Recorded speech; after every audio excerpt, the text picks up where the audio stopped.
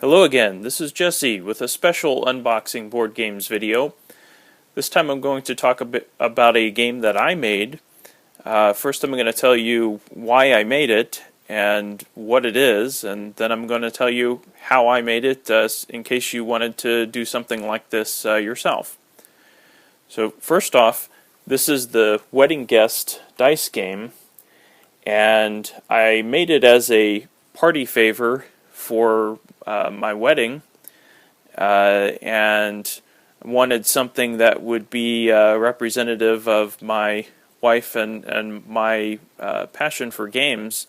What we did was we found these little cardboard boxes that you could fill up whatever you wanted as a party favor, and so we chose to fill the bride with some custom M&Ms that were decorated with the colors from our wedding, and put some symbols and names and dates on there that were important to us.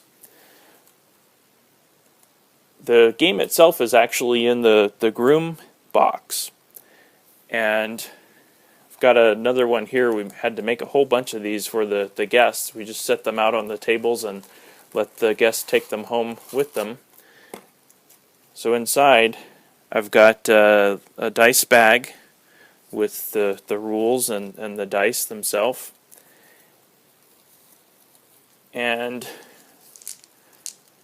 if you're a gamer, like most of you viewers probably are, you'll recognize that this push your luck dice mechanic is similar to some commercially available games. This is just a game that I made myself, and I'm not planning to sell it or anything. This is just something fun to give out to my guests. So what I did was I took what I liked from commercially available games like Martian Dice and Zombie Dice and the other push your luck dice games. What's the other one? The deer hunting dice game, and also tried to design a mechanic around the resources and components that I had available within the time allowed. So what I did was created the game where we've got different colors of dice. So we've got the red dice, which are the most risky to roll. Green dice, which are most favorable to roll, and then the white dice, which are kind of neutral. And what you're trying to do in the game is to roll the most guests, and essentially you're inviting guests to the wedding. So you're trying to collect the most dice with these guests, and each guest gives you 1 point. Well, in order to do that, you have to send out invitations. And this die here looks like the wedding invitation that my wife and I sent out. The die face that you don't want to get is this one here. Let me zoom in on that. There we go. And it looks like a fleur-de-lis with the Chinese double happiness symbol on top of that, and that was kind of representative of my wife and I. And that's kind of our wedding logo that we made up. It was on all the invitations and whatnot. And since our wedding was at 3 p.m., if you get 3 of these, then you've zeroed out your score, and you've pushed your luck too far. So if I were to run through the game, let's see, there's one more face on here. There's a face with 2 meeples on it that gives you double the points because you've run the risk of rolling the red die face. And the reason it's more risky, as I keep describing, it's got more faces with the fleur-de-lis and double happiness on there than the other dice have. So if I were to put all of the die in the bag and just kind of shake it up, and the bag is sheer, of course. These are wedding favor bags. But if I weren't looking and I pulled 3 dice out, I would roll these dice and basically got one of each symbol. So I'm going to set aside the meeple or the wedding guest, and I'm going to set aside the wedding symbol, the wedding logo, and this invitation, I'm going to send it back out. So I'm going to hold on to this and draw 2 more die from my bag without looking, so that I've got a total of 3 dice again. I'm going to roll those, and this time I've got double guests, so that's 2 additional points that I add to the one that I had before. And now I'm starting to get pretty risky in that I've got a second double happiness fleur-de-lis logo to add to the one that I had before. And if I get a third one, I've zeroed out my score for this round.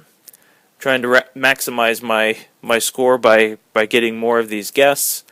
And so I could roll this die and add 2 more to it and see if I can avoid getting 2 more of these wedding logo die faces and zeroing out my score.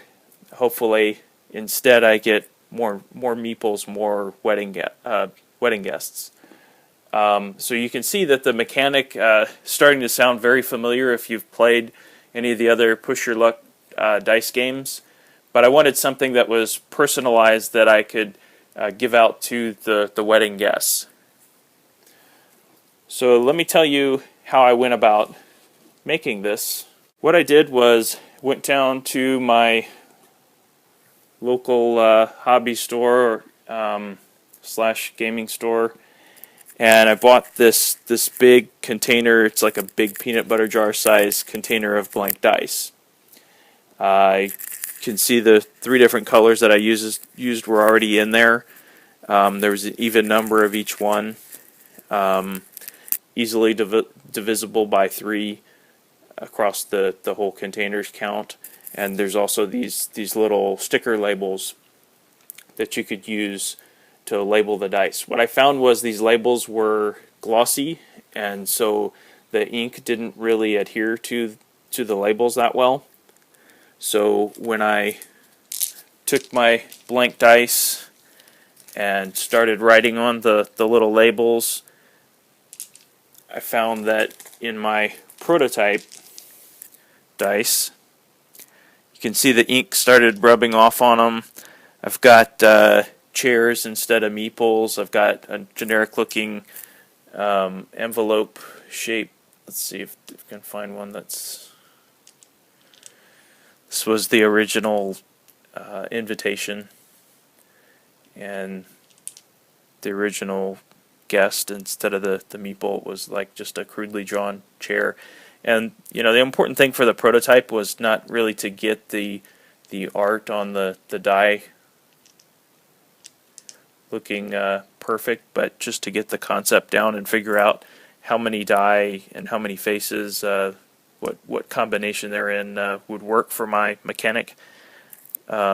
This side, instead of the double happiness and fleur-de-lis logo, I had the wedding date on there. So that worked okay for the prototype when I was just kind of figuring out how things were going to work. But I did end up having to go and get something that would allow me to print out labels for these dice. So I ended up buying just this sheet of, it's like a huge sticker, just one big sticker. It's not separated. Bought a couple of different ones just to see how that would work. And then started printing out the die faces that I wanted. I drew these up on the computer and printed them out. But I had to get a way of efficiently turning these into stickers, because if you recall, this is all one big sticker. It's just one big sheet. So I had to figure out how I was going to get them cut out, and since I was just using a normal inkjet printer at home, I needed to also figure out a way of preventing the ink from just rubbing off on the player's hands, because even though this was just kind of a party favor, I did want it to hold up to some extent. So I ended up spraying the paper with some matte finish. I just found this at the local hardware store, and sprayed it outside, let it air out real good, and once this was sprayed with the matte finish, the ink was kind of sealed in. I didn't really have any problems with the ink running or anything like that, because I had allowed it to dry before I started handling it.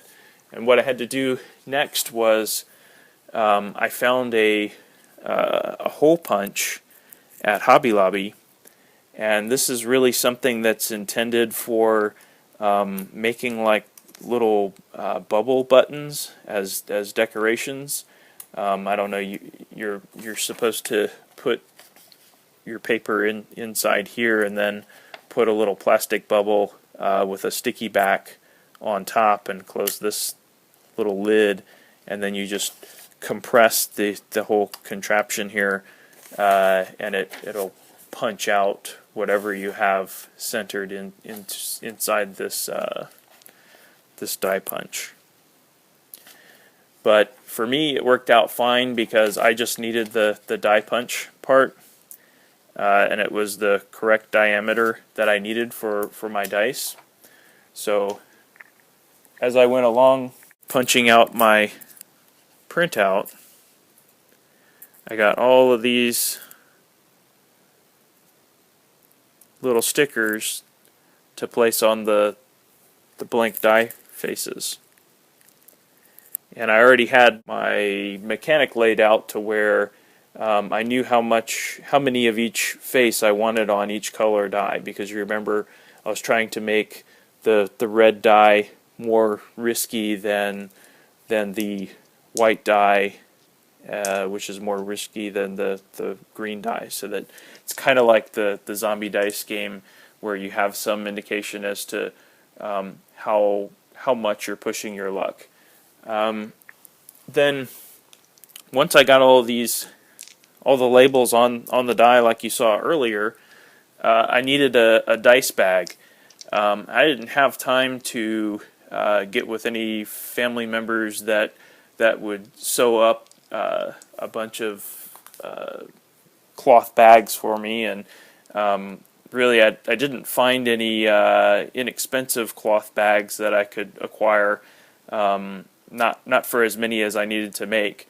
But fortunately at the hobby store, Hobby Lobby, they had these little sheer gift bags that they would typically use for wedding favors, and so that worked out just fine for me, as long as the players aren't looking at the bag when they're drawing their dice from there. So I just got a big bag of these and was able to pack my game into that.